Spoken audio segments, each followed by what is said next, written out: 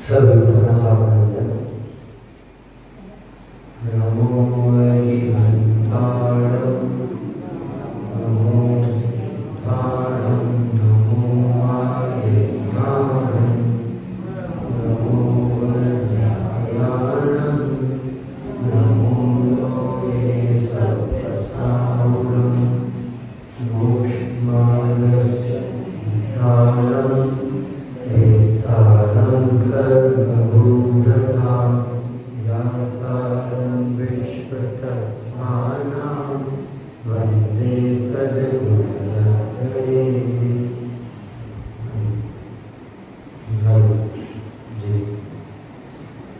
कल हम सब यहाँ से बात कर रहे थे दो तरह के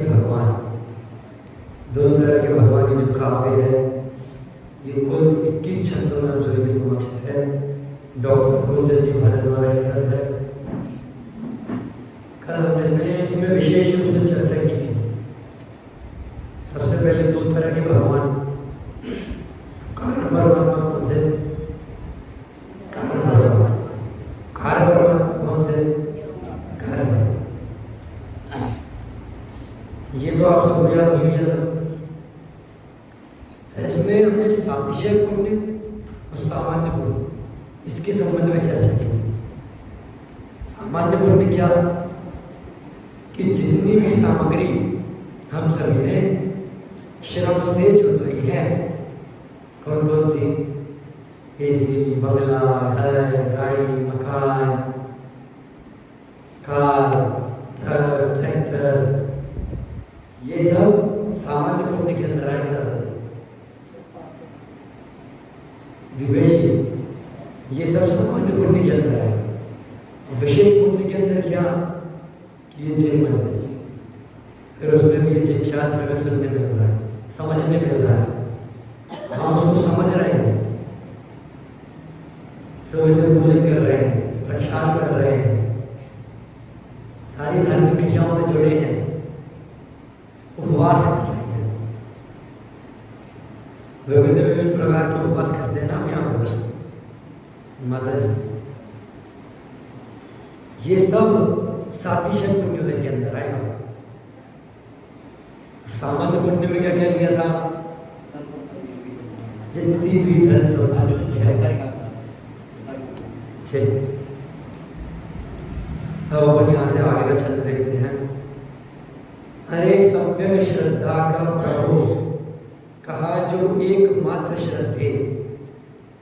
सम्यक श्रद्धा मतलब सम्यक दर्शन, चौथा गुण स्थान, मतलब मोक्ष में की पहली सीढ़ी। उसका श्रद्धे क्या कहा? अरे परम शुद्ध निश्चय का जो एकमात्र है ज्ञेय। क्या? परम शुद्ध निश्चय का एकमात्र ज्ञेय। अरे रे श्रद्धे का श्रद्धे, ज्ञान का ज्ञेय, ध्यान का ध्येय। ज्ञान का भी ध्येय है जो, ध्यान का भी ध्येय है जो, मतलब जो जानने योग्य है और जो ज्ञान करने योग्य है, वही है मेरा आत्मा। क्या? वही है मेरा आत्मा, वही है एकमात्र राधेय। दो तीन चीजें नहीं ऊपर, कौन कौन सी? सम्यक श्रद्धा का प्रभु एकमात्र श्रद्धे, सम्यक दर्शन ज्ञान प्राप्त करने के लिए एकमात्र होगा, और परम शुद्ध निश्चय का एकमात्र विषय।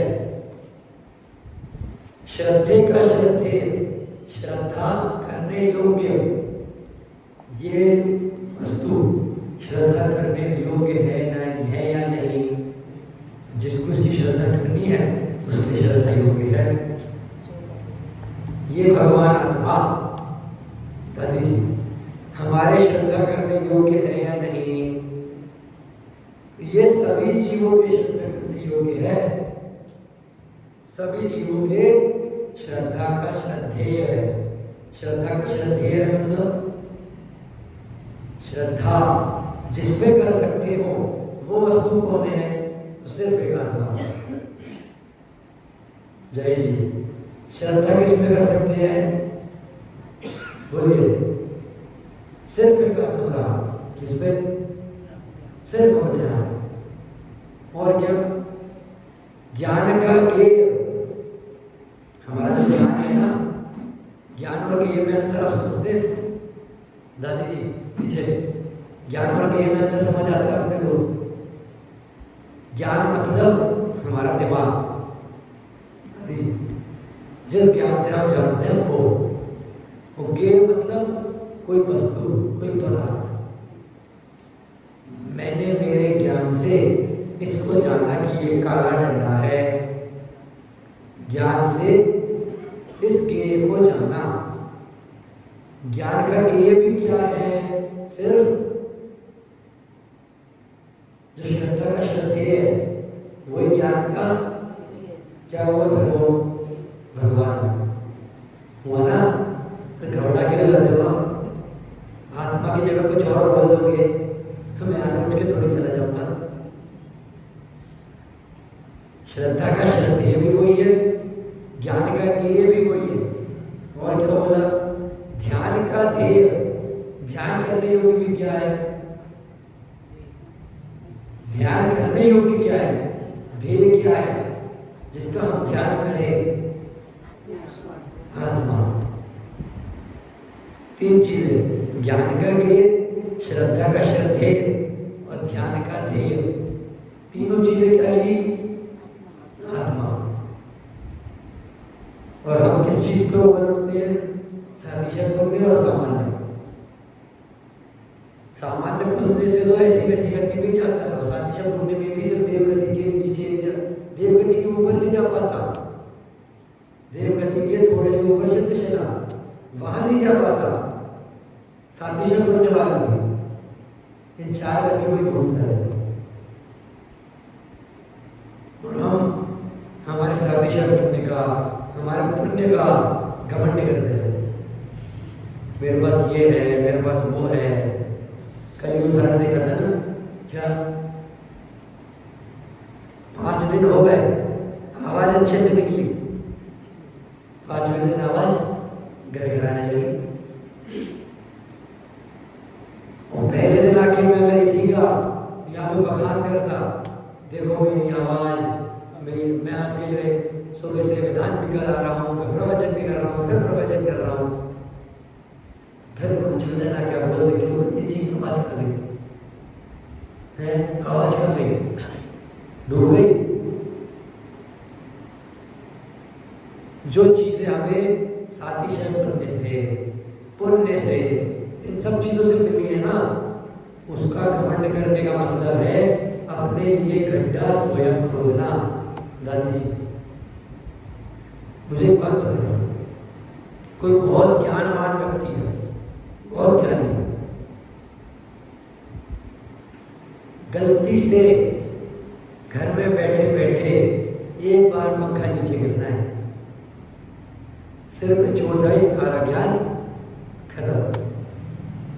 जो एक दिन पहले मंदिर में खूब ज्ञान बखा रहा है ना, मैं ऐसा, मेरे में ज्ञान, मेरे को ये याद, मेरे को वो याद, एक बार पंखे गिरने की बात है, एक बार चोट लगने की बात है, सब भूल जाएगा। मैं आपसे बैठे बैठे बोलूं मेरे को ये भी याद है, मेरे को वो भी याद है, देखो आप उसी को कुछ करो, महीने भर बाद दीपेश जी आपके बस खवा रहे, क्या पंडित जी आए थे 10 लक्षण में, कहीं से पत्थर आगे लग गया उनके सर पे, सब भूल गए। खुद का नाम चिरंतन की दीपेश जी भी याद नहीं। क्या सामान्य बोलने उसका दिशा बोलने का घमंड करते। देखिए क्या श्रद्धा का श्रद्धेय भी यही है, ज्ञान का गेय भी यही है, और एक और चीज क्या बोली? ध्यान का ध्येय भी यही है। वही है मेरा आत्मराम, वही है एकमात्र आधेय। श्रद्धेय आधेय हम बोलते हैं ना, दुकान पर आप लोग क्या बोलते हैं? हमारा एकमात्र आधेय क्या है? प्रॉफिट है ना, घाटा तो नहीं बोलता।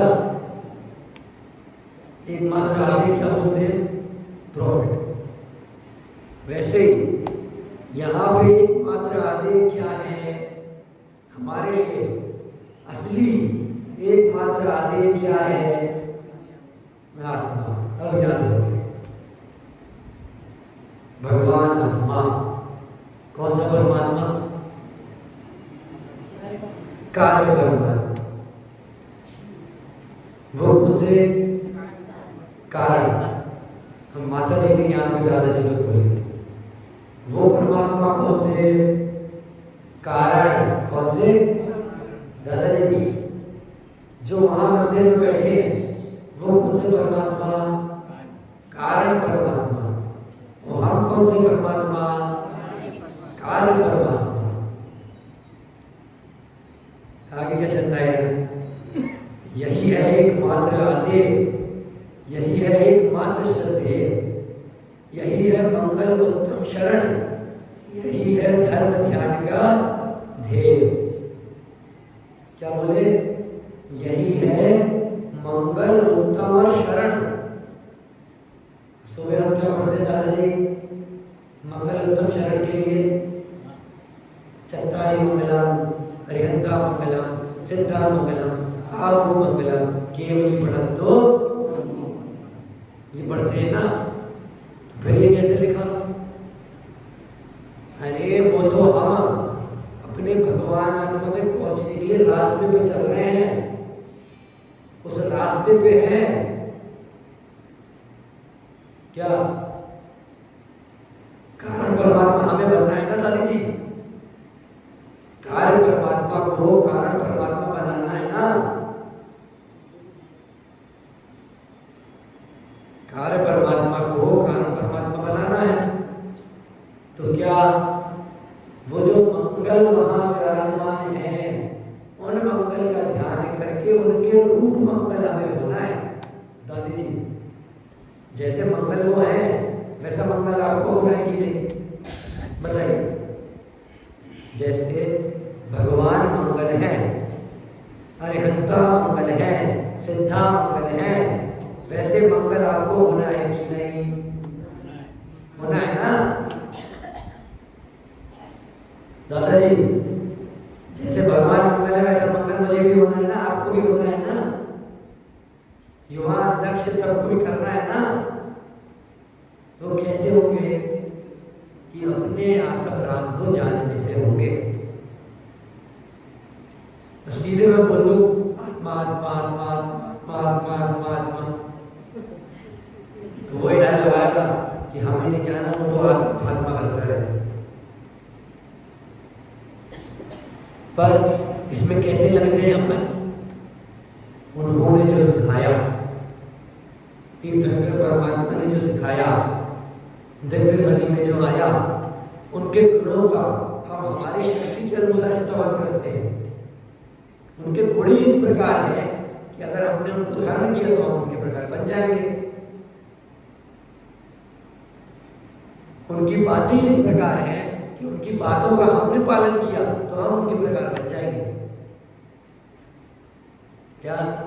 यही है मंगल उत्तम शरण, यही है धर्म ध्यान का ध्येय, यही धर्म का ध्यान है। धर्म का ध्यान मतलब आत्मराम का ध्यान। अरे यह ही आनंद स्वरूप, यही कारण परमात्मा रूप, यही है परम भाव का रूप, यही है अद्भुत और अनूप। यही है अद्भुत और अनूप, एकदम सुंदर। हमें क्या लगता है एकदम सुंदर? सब जिसको जो सबसे ज्यादा पसंद हो ना दादाजी, आपको सबसे ज्यादा क्या पसंद है? सबसे ज्यादा आपको क्या पसंद है? आप बताइए दादाजी। पूजन पाठ धर्म ध्यान, इससे ज्यादा भी सुंदर क्या है? बोलिए पीछे से बाबूलाल जी, सबसे सुंदर क्या है? हमारी भगवान आत्मा। हमारा मन पापों से बचे, इसीलिए जिन मंदिर में जाएं जिन मंदिर में क्यों आना बताया? क्यों आना बताया? हमारा मन पापों से बचे। मन पापों से अगर बच रहा है तो क्या हो रहा है? उत्तम सोच का भारी हो रहा है। कल बात की थी ना, मन पापों से मलिन है कि बाहर की वस्तुओं से मलिन है? बताइए दिव्य जी, मन पापों से मलिन है कि इस बाहर की चमड़ी से मलिन है? पापों से ना। तो चिर मंदिर कोई सीधा मोक्ष का कारण बन गया है। बाबूलाल जी, रोज चिर मंदिर आने को मोक्ष का कारण बता दिया इस लाइन में। क्या कोई अगर ये बोले ना, ये पंडित आया है, ये कहता है ये मत करो वो मत करो, सिर्फ आत्मा का ध्यान करो। अरे चिर मंदिर आने को भी मोक्ष का कारण बोल रहा हूं। कैसे? जिन मंदिर आएंगे तो जो घर में पाप कर रहे हैं, जो बाहर पाप कर रहे हैं, उन सबसे तो बचेंगे ना। जिस प्रकार की गलत हमारे मन में धारणा मंदिर के बाहर चलती है, वो तो मंदिर में नहीं चलेगी ना। भले ही भय के कारण, पर चलेगी तो नहीं ना। मंदिर में आके मन शांत तो होगा ना। क्या? देखिए, हमारा मन पापों से बचे, इसलिए चिर मंदिर में जाएं और सामान्य पुण्य से बचे, क्योंकि वह भोगों में उलझाए। सामान्य पुण्य से बचने की बात नहीं है। सामान्य पुण्य में क्या लिया था बाबूलाल जी? धन संपत्ति आदि जो हम श्रम से इकट्ठा कर रहे हैं। अरे सामान्य पुण्य से बचो, ये पुण्य तो आपको मिल जाएगा, फिर ये आपको और डुबाता ले जाएगा, कीचड़ की गहराइयों में ले जाएगा। कीचड़ की गहराइयों में ले जाता रहेगा। हाँ बोलोगे पंडित जी 3:15 पे तो मैं आया, 3:30 पे तो मैं आया आपको उठाने, आप तो बढ़िया चद्दर धर के सो रहे थे।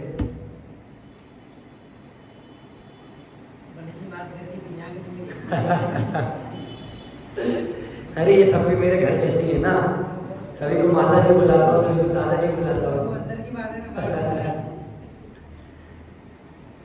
क्या? जो हम सामान्य पुण्य जिसको हम इकट्ठा करके उसी में डूबे रहते हैं, उससे बचने की बात रही है। अच्छा, बचने का मतलब ये नहीं है कि अभी घर जाके सारी चीजें उठा के फेंक दो, अलग कर दो, जीवन में जी पाओगे, आकुल व्याकुल हो जाओगे। क्या मतलब कि अगर उसको भोग रहे हो अभी वर्तमान में, हम सभी सामान्य पुण्य भोग रहे हैं भाई, जो अनुभूता हमें मिल रही है सामान्य पुण्य ही तो है। ये फोन मुझे मिल गया, इसमें वीडियो रिकॉर्डिंग होती है, ये टैब मुझे मिल गया, इसमें दिखता है, ये किताब मुझे मिल गई, दादाजी को समाधि का सार पढ़ा था और वो किताब मिल गई, वो तो ग्रंथ मिला है, वो सादृश्य पढ़ने में जाएगा। मुझे यहाँ से कुछ रोज तक जाना है, कल ही गया, नई बाइक खरीद के आया दिव्य जी, उसमें ये बुद्धि नहीं रखना है कि देखो मैंने किया मैंने किया मैंने किया। उल्टा अगर हम उसमें ये बुद्धि रखें कि ये मेरा पुण्योदय था, उस पुण्योदय के कारण मुझे ये चीज प्राप्त हुई है, इसमें ना मैं कुछ करता हूं ना मैं कुछ करता हूं, इस प्रकार की हमारी भावना होनी चाहिए। दादाजी सातिशय पुण्य, इसकी तो अभी हम बात ही नहीं कर रहे, अभी तो सामान्य पुण्य की हमारी चर्चा चल रही है। उसके संबंध में मन में घमंड ना उत्पन्न करना, उसके संबंध में मन में क्रोध मान माया लोभ ना लाना, तब जाके अशोक जी हमारे संसार के परिभ्रमण का कारण का होगा। क्या? यदि भोगो में तो उलझे तो उससे होए पाप का बंध। ऊपर वाली लाइन में बोला ना, सामान्य आपने पुण्य धारण करते रहोगे तो भोगों में उलझते रहोगे, और भोगों में उलझते रहोगे तो क्या होगा? पाप का बंध, मलिन हो रहा है ना हमारा आत्मा, क्या होगा? पाप का बंध होगा माता जी। क्या? यदि भोगों में तुम उलझे तो उससे हुए पाप का बंध, भोग से बचो, पाप मत करो और तुम हो जाओ निर्बंध। क्या बोला जी? सिद्ध बना दिया इस लाइन में, आपको सिद्ध बना दिया भैया। पीछे सिद्ध बन गए। अरे कोई स्त्री में तो अभी शुद्ध उपयोग में नहीं चला गया। अरे किसी को विद्या तो नहीं आ रही।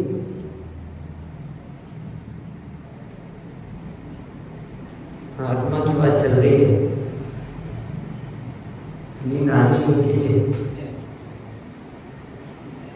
जिस जगह मुझे ये बताइए बाबूलाल जी, किसी सभा में आपके संबंध में बात चल रही है और अच्छी से अच्छी बात चल रही है, पीछे माता जी किसी सभा में आपका नाम लिया जा रहा है, आपकी बात करी जा रही है, आपकी तारीफ करी जा रही है। अशोक जी बोला जा रहा है, अशोक जी बहुत अच्छे से प्रवचन सुनते हैं, अशोक जी 10 लक्षण में रोज पूजन करते हैं, सुबह पूरे विधान तक रखते हैं। तो क्या हो जाएगी? नींद आएगी कि और छाती और चौड़ी हो जाएगी।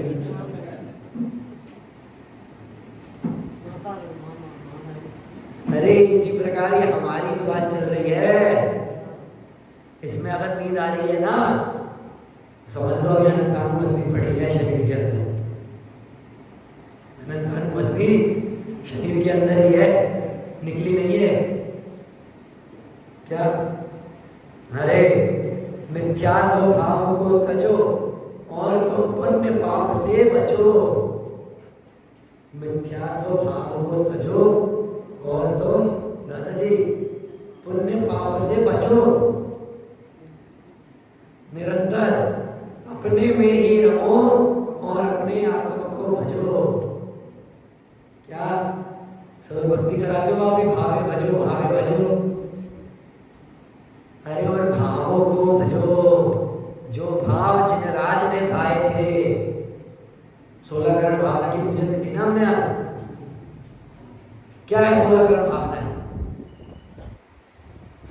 पीछे दादाजी क्या है? 16 करोड़ भावना है। हाँ, इन 16 कारण भावनाओं को भाकर तीर्थंकर प्रकृति का बंध होता है। भाई साहब, तीर्थंकर प्रकृति का बंध 16 कारण भावनाओं को भाकर होता है। आजकल ऐसी भ्रांति चल रही है, हम तो 16 कारण भावनाएं भाएंगे, 16 कारण भावनाएं ही भाएंगे। क्या भगवान बनेंगे? सामान्य नहीं, तीर्थंकर ही बनेंगे। आजकल भगवान बनने से मतलब नहीं रह गया, तीर्थंकर बनने से मतलब है। 16 कारण के साथ क्या शब्द जोड़ा? 16 कारण भावनाओं को बांधेंगे। क्या करेंगे? बांधेंगे। बंधन का कारण है वो 16 कारण भावनाएं की। तीर्थंकर प्रकृति बंध के भेदों में आती है दादाजी। तत्वाद सूत्र जी में भी जो आई है ना, बंध के भेदों में तीर्थंकर प्रकृति बांधती है शिव को। कभी सुना है? तीर्थंकर सिद्ध आदिनाथ या फिर सिद्ध आदिनाथ, या तो तीर्थंकर भगवान या सिद्ध। नाम भी गया, काम भी गया, पद भी गया। ना तीर्थंकर पद रहा, ना आदिनाथ नाम रहा, ना अयोध्या रखने के राजा रहे। क्या रहे? सिद्ध भगवान। भाभी जी क्या रहे? सिद्ध भगवान। जब वो इतना साधिशा पुण्योदय को अपने साथ लेके नहीं जा सकते,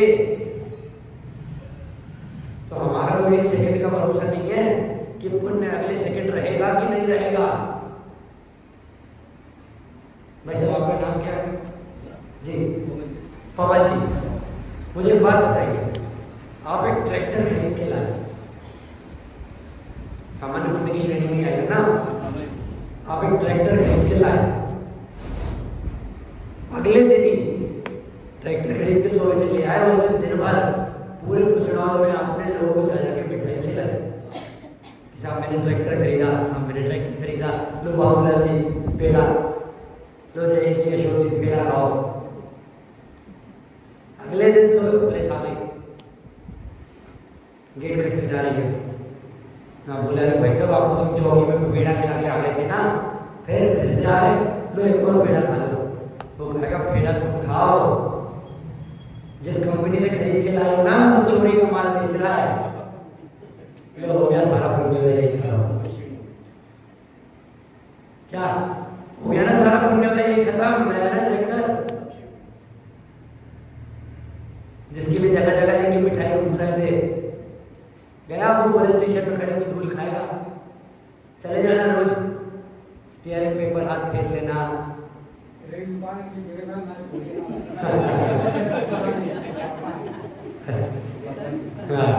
वो बड़े हुए हिंदू,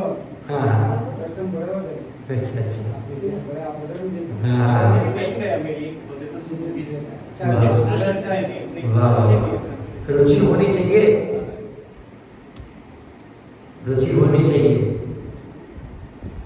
देखिए क्या, भोग से बचो पाप मत करो और तुम हो जाओ निर्बंध, बंध से छूट गए। अरे बाबूलाल जी, आपको कोई एक दिन के लिए से हाथ बांध दे और रात को कोई आपको बता दे आके कि सुबह आप ऐसे ऐसे हाथ हिलाओगे तो आपके हाथ खुल जाएंगे, तो कितने खुश हो गए आप अंदर से, है ना? अरे संसार से खुलने की तो बात आ रही है, फिर इसमें खुश क्यों नहीं होते? संसार के बंधनों को छोड़ने की बात आ रही है तो इसमें खुश क्यों नहीं होते? अरे मिथ्यात्व भाव को तजो और तुम पुण्य पाप से बचो। क्या? मिथ्यात्व भाव को भजो और तुम पुण्य पाप से बचो। मिथ्यात्व भाव को तजो और तुम पुण्य पाप से बचो। निरंतर अपने में ही रहो और अपने आत्म को भजो। निरंतर अपने में ही रहो और अपने आत्म को भजो। एक वही भजने के योग्य, एक वही रमने के योग्य, दादाजी एकमात्र वो ही भजन करने योग्य है, एकमात्र वो ही रमने योग्य है। और क्या? उसी से प्रकट आत्मधर्म, उसी से करते हैं सब कर्म। क्या जय जी? सारे कर्म कौन काट देता है? आत्मा। हाँ, जब तक आत्मा को नहीं जानोगे तो कर्म सब लोग कसेंगे। और जिस दिन आत्मा उठा, आत्मा जागा, तू जागृत चेतन प्राणी, उस दिन सारे कर्म भाग जाएंगे।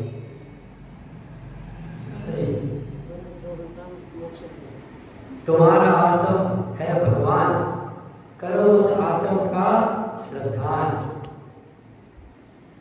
करो तुम उस आत्म का ज्ञान, करो तुम उस आत्म का ध्यान। अरे इतना करने से आप बनेंगे पर्याय में भगवान। यही है एकमात्र कर्तव्य, यही है अद्भुत कार्य महान। एकमात्र कर्तव्य यही बताया, अद्भुत कार्य भी यही बताया। निज आत्म भगवान की महिमा अपरंपार। 721 पंक्तियों में इसकी महिमा नहीं कही जा सकती, अपरंपार महिमा है इसकी। निज आत्म के ध्यान से ओ आनंद अपार आनंद होगा निज आत्म के ध्यान से। यही निश्चय ध्यान है, सम्यक दर्शन ज्ञान। यही निश्चय ध्यान है और और यह ही सम्यक ज्ञान, सम्यक दर्शन भी यही है, सम्यक ज्ञान भी यही है। निश्चय रत्नत्रय यही है, यह ही धर्म महान। निश्चय से सम्यक दर्शन, सम्यक ज्ञान, सम्यक चारित्र क्या है? अपनी आत्मा को जानना। सम्यक दर्शन ज्ञान चारित्राणि मोक्ष मार्गः। सच्चा श्रद्धान, सच्चा ज्ञान, सच्चा चारित्र किसका? किसका? आत्मा का। सच्चा श्रद्धान, सच्चा ज्ञान, सच्चा चारित्र अपनी आत्मा का करना, वो निश्चय से रत्नाकर बताया है। उमा स्वामी आचार्य ने भी वही लिखा है क्या? सम्यक दर्शन ज्ञान चारित्राणि मोक्ष मार्ग। निश्चय रत्नत्रयी यह ही धर्म महान। इस प्रकार हमने इस काव्य में दो प्रकार के भगवान, कारण परमात्मा, कार्य परमात्मा, और हम उनके जैसे कैसे बने, इसकी पूरी विधि सीखी है। आप सब स्कूल में पढ़े होंगे, वहाँ पे किताब बनाते हैं ना अपन, इसके बाद ये करना है। या आप सब कभी कोई रेसिपी देखते हैं, कोई खाने बनाने की नई तकनीक देखते हैं, तो क्या इसके बाद मिर्ची, इसके बाद हल्दी, इसके बाद राई, इसके बाद नमक, लाइन से चलती है ना चीजें। वैसे ही पूरे भगवान बनने की विधि देखी है हमने। ये यूं कहूं, भगवान बनने की रेसिपी सीख ली माता जी। भगवान बनने की रेसिपी सीख ली। अब ये मत करिएगा कि शाम को खाली थाली लाके मेरे सामने रखा। भगवान बनने की रेसिपी में तो कुछ नहीं आता, सिर्फ अपने को जानो, पंडित जी बैठो आधे घंटे, जानो बच्चा चलो। क्या भगवान बनने की पूरी विधि समझ ली हमने 2 दिन में। नशोर जी आप वहाँ वेदी में बाजू में इस काव्य को पालन कर लेना, विराजमान हो सकते हैं, पूर्ण सुखी हो सकते हैं जी। हाँ, अरे बस जानो जानो सहज, जानना होने दो तुम सहज। जानने का तनाव मत रखो, जानना होने दो तुम सहज। जानने का तनाव नहीं रखना चाहिए जी। पंडित जी ने बोला जानना है, तो सुबह से लेकर रात तक अखबार न्यूज़पेपर देख रहे हैं। तो जानने बोला हर चीज जानो जानो। दीपेश, तुमने भी जो जाना मुझे बताओ, मैं जो जानूंगा तुम्हें वो बताऊंगा, कुछ छूट ना जाए। अरे जानने का तनाव भी मत रखो, जानना होने दो तो कैसे सहज। एक बार मेरे पीछे पंक्ति दोहरा दीजिए आप। अरे जानो जानो तुम सभी, जानना होने दो तुम सहज। जानने का तनाव मत रखो, जानना होने दो तुम सहज।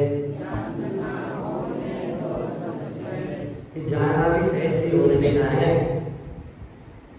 क्या?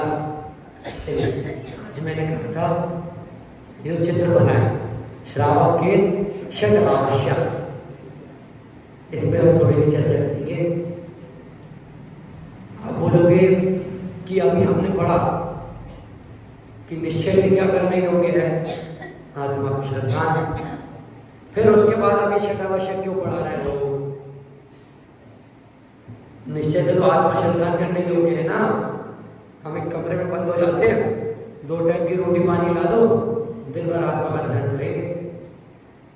अरे मन से पक्के होगा तो वो भी कर सकते हो, पर अगर मन से उतने पक्के नहीं हुए तो श्रावक के षड आवश्यक जो हमारे पालने योग्य है, दीदी जी, श्रावक के षड आवश्यक जो हमारे पालने योग्य हैं, ये इसकी बात सबसे पहले हमें कहाँ देखने मिलती है?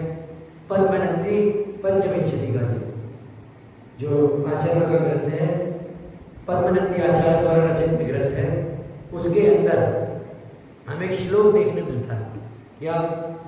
देव पूजा गुरुपास्थि, देव पूजा गुरुपास्थि, स्वाध्याय संयम तपः, स्वाध्याय संयम तप, दानम चेति गृहस्थानम, दानम गृहस्थों को षड्कर्माणि दिने दिने, षड्कर्माणि दिने दिने, देव पूजा, गुरु उपासना, स्वाध्याय, संयम, तप और दान, यह 6 आवश्यक कार्य गृहस्थों को प्रतिदिन करने चाहिए।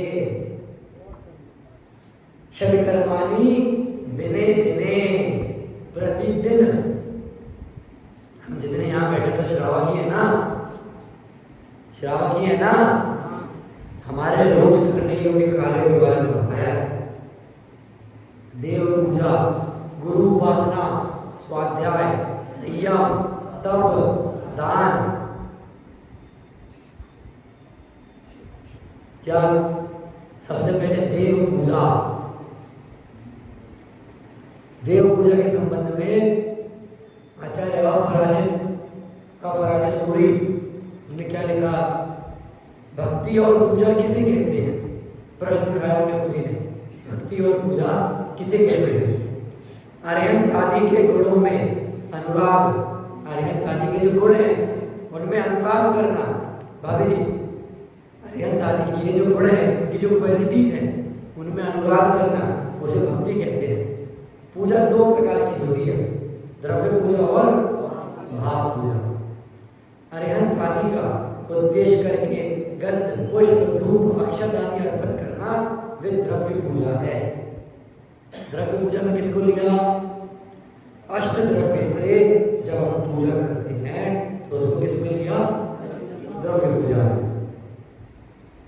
तथा उनके आदर में खड़े होना, प्रदक्षिणा करना, प्रणाम करना आदि शारीरिक क्रिया और वचन से गुणों का स्तवन करना भी द्रव्य पूजा के अंदर ही आता है। वहाँ खड़े होना, उनको नमस्कार करना, 3 परिक्रमा लगाना, ये सब कार्य भी द्रव्य पूजा के अंदर आता है। और उनके गुणों का स्मरण करना, वो भाव पूजा के अंदर आता है। तो हम द्रव्य पूजा करें कि भाव पूजा करें?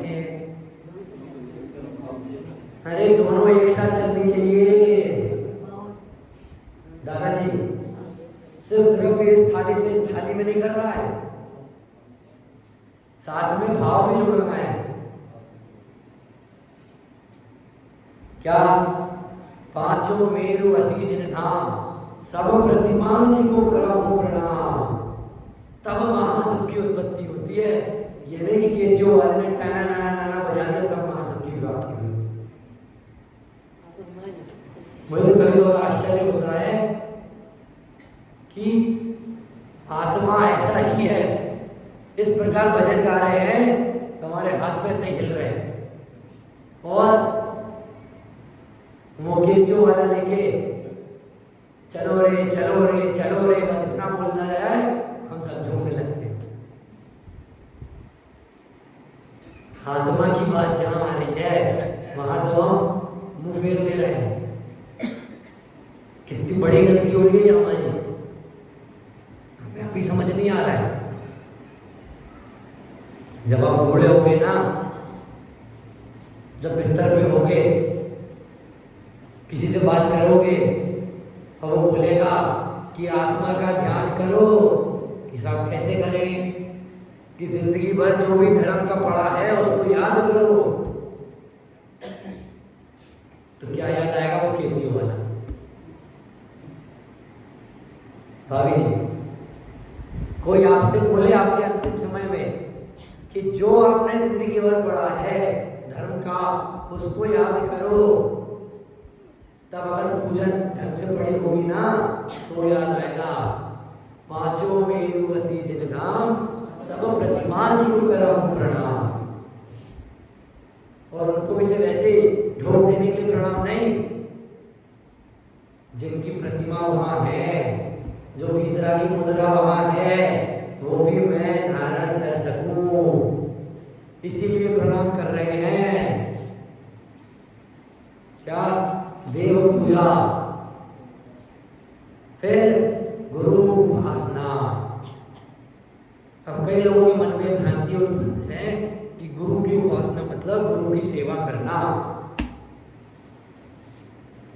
कोई गुरु हमारे नगरी में आए तो उनकी पूरी व्यवस्था देखना, सिर्फ इसको गुरु उपासना समझ लिया। वास्तव में गुरु उपासना क्या है? गुरु ने जो हमें समझाया उसको समझना,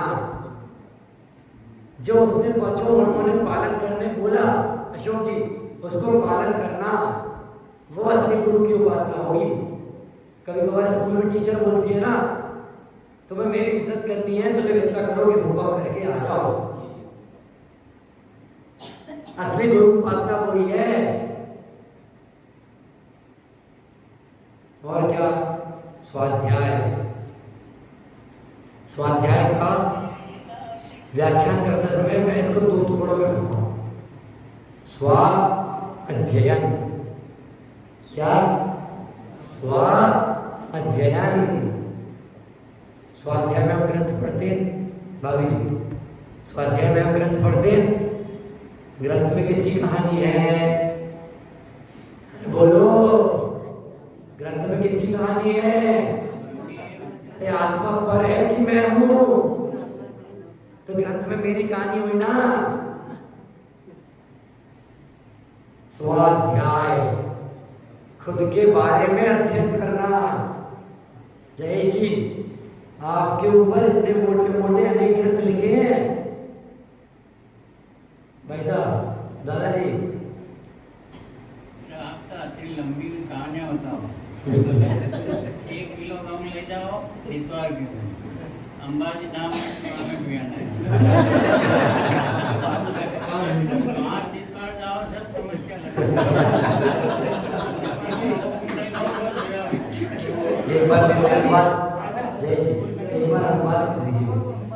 पंडित जी का कहना है कि हमारे पास में एक स्थान अभी वो हुआ है, प्रकट हुआ है, वहाँ पे मतलब माता जी की मूर्ति अंबाजी धाम, और इनका कहना भी सही है। वहाँ पे लोग जा रहे हैं, दूर दूर से लोग आ रहे हैं, 1 किलो गेहूँ ले जा रहे हैं, तो वहाँ पे मतलब 5 लेबर चले जाओ, कितने 5 सब समस्या का समाधान निकल जाए। और मेरा ये कहना है पंडित जी, ये दादाजी से भी कहना है कि मैं उन पंडित जी को एक सवाल मैंने पूछा, वो मेरा जवाब नहीं दे पाए।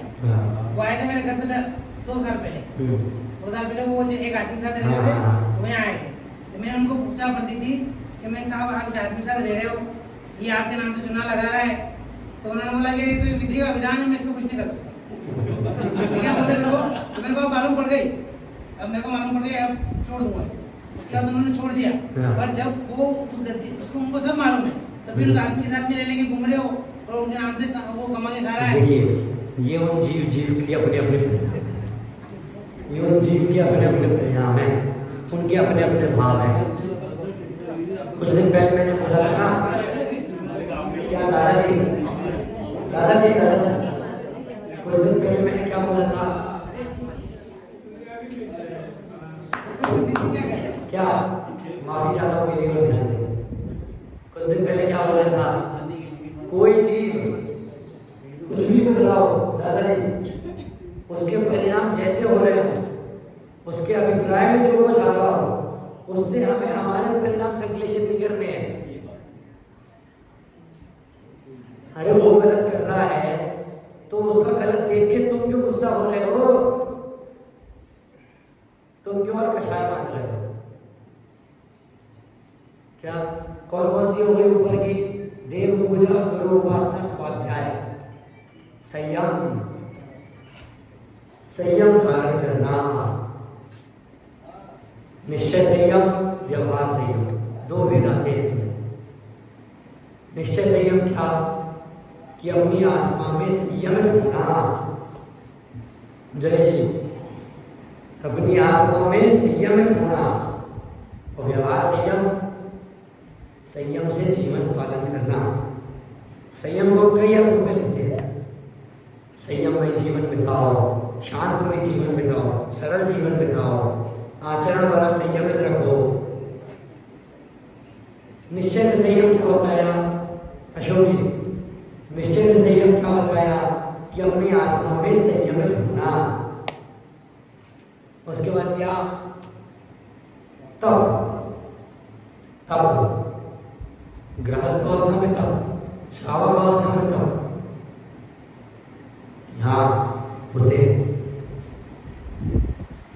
रत्नगढ़ श्रावकाचार्य जो विषय चल रहा है ना आपका, उसमें आगे तप के संबंध में बहुत बातें आएंगी। तप कैसे करना चाहिए, क्या विधि है, ये सब बातें आएंगी उसमें। और तप में हमें क्या करना है, ये पंडित एक ही चीज की रट लगा। क्या करना है तप में? आत्मा का ध्यान।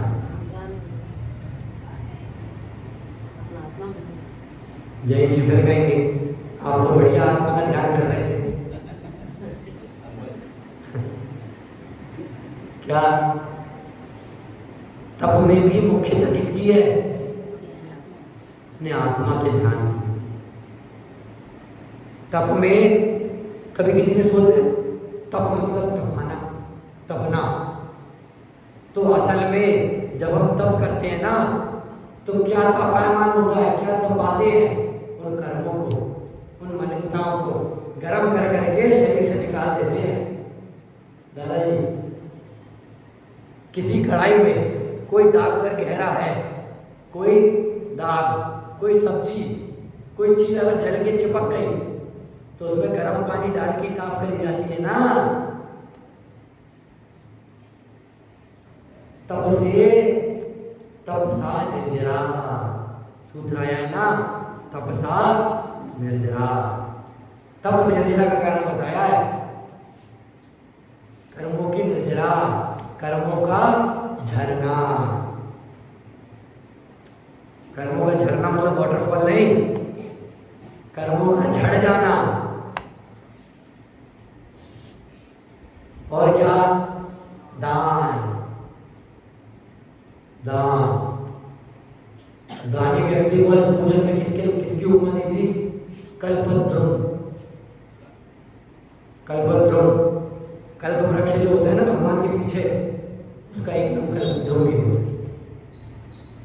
पूर्व कालों की हमें पूर्व जो इसके पहले जो काल चलते थे, जिस काल में तीर्थंकर होते थे, उसके पहले जो काल चलते थे, उनमें क्या होते थे? कल्प वृक्ष के नीचे जब खड़े हो, जो मन में आएगा सो मिल जाएगा। ऐसे दानी व्यक्ति की प्रवृत्ति बताई कि उसके समक्ष जाओ तो सहज ही आपको दान दे देता। अब पुरुष वर्ग से तो मेरा हाथ जोड़ के निवेदन है, और माता वर्ग से मेरा निवेदन मात्र है, क्योंकि आप मेरी बात जल्दी सुन लेती हैं। क्या दान कितने प्रकार का होता है? 4 प्रकार का। बहुत बढ़िया, आप लोग ध्यान है। वो 4 प्रकार का ज्ञान दान क्या क्या होता है, उसके नाम क्या है, ये आपको सोच के लाना है।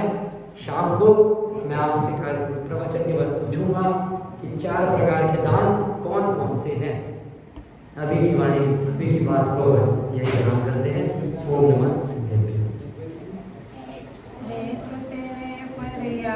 की हालत क्या हो गई भगवान,